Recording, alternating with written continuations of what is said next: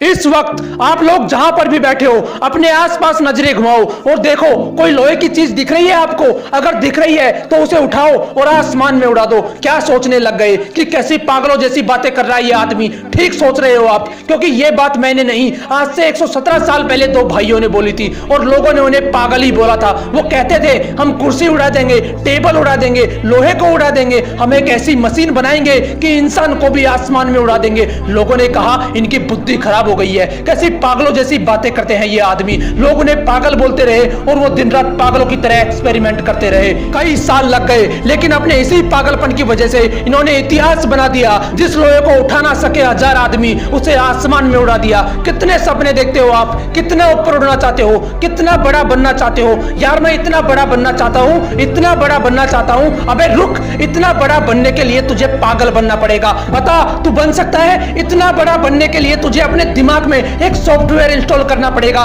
कि मैं 1000 बार फैलूंगा तब भी नहीं रुकूंगा। बोल तू कर सकता है ऐसा? अगर कर सकता है तो तू भी एडिसन जितना बड़ा बन सकता है। एडिसन एक ऐसा महान इंसान जो आज इस दुनिया में नहीं है, लेकिन उसके द्वारा किए गए 1093 आविष्कारों में वो आज भी जिंदा है। ये वही पागल इंसान है जो कहता था कि कांच से लाइट जला दूंगा, रात में भी दिन जैसा माहौल कर दूंगा। उस पर भी लोग चिल्ला रहे थे कि तू पागल हो गया है, ऐसा हो ही नहीं सकता, तू ऐसा कर ही नहीं पाएगा। लेकिन वो इंसान भी जिद्दी इंसान था। उसके पागलपन ने उसे ना रुकने दिया ना थकने दिया। हर बार फेल होने के बाद सिर्फ एक ही बात बोलता था कि साला एक बार और ट्राई करूंगा। वो 1000 बार फेल हुआ, लेकिन उसी पागल इंसान ने बल्ब का आविष्कार किया और इस दुनिया को रोशन करके चला गया। बनना चाहते हो इनकी तरह? बनना तो चाहता हूं, लेकिन मेरे पास इतनी फैसिलिटीज नहीं है। कुछ करना तो चाहता हूं, लेकिन मेरे पास पैसे नहीं है। बड़ा बनना तो चाहता हूं, लेकिन मेरा आईक्यू कम है। अबे रुक, कितना कम है तेरा आईक्यू? किताब में लिखा हुआ तो समझ में आता है ना तुझे। तेरा दिमाग जिम क्विक के जितना कमजोर तो नहीं है,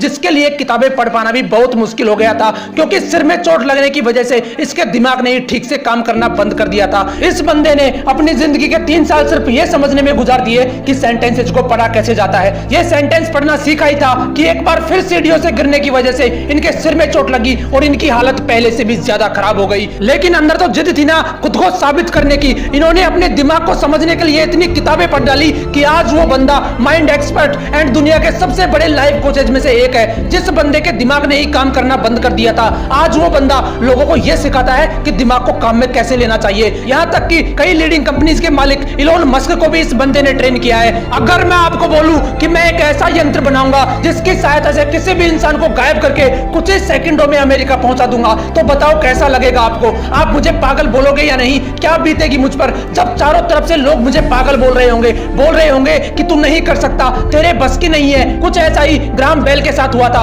वो बोलते थे कि ऐसा यंत्र बनाऊंगा जिससे आप भगवान की तरह हजारों किलोमीटर दूर बैठे किसी भी इंसान से बात कर पाओगे। लोगों ने कहा ये पागल हो गया है, इसकी बुद्धि फिर गई है। लोग चिल्लाते रहे उस पर, लेकिन वो नहीं रुका। एक के बाद एक एक्सपेरिमेंट करता चला गया और वो यंत्र बनाकर दिखा दिया जो पूरी दुनिया को असंभव लगता था, जिसे आप टेलीफोन के नाम से जानते हो। क्या अलग था इन लोगों में यार? ये कोई भगवान थे या इनके रावण की तरह 10 सिर थे? इनके शरीर में भी 206 हड्डियां थी, वही लाल रंग का खून था। फर्क सिर्फ इतना है कि ये इंसान जिद्दी इंसान थे। इनके अंदर एक ऐसा पागलपन था कि साला 1000 बार फेल होना मंजूर है लेकिन हारना नहीं। तुम्हारे पास 1000 बहाने होते हैं, लेकिन उनके पास सिर्फ एक सपना था और उस सपने को पूरा करने के लिए उन्होंने अपनी जी जान लगा दी। लेकिन तुम सिर्फ सपने देखते हो, उन्हें पूरा करने के नाम पर तुम्हारी हवा टाइट हो जाती है। क्या अलग था यार इन लोगों में? वो भी तुम्हारी तरह ही इंसान थे, फिर तुम क्यों नहीं कर सकते? तुम क्यों ऐसा सोचते हो कि लोग क्या सोचेंगे? क्यों अपने आप को कमजोर फील करते हो? क्यों तुम एक ठोकर लगने के बाद हार मान लेते हो? याद रखना, हारने वाला कभी असफल नहीं होता।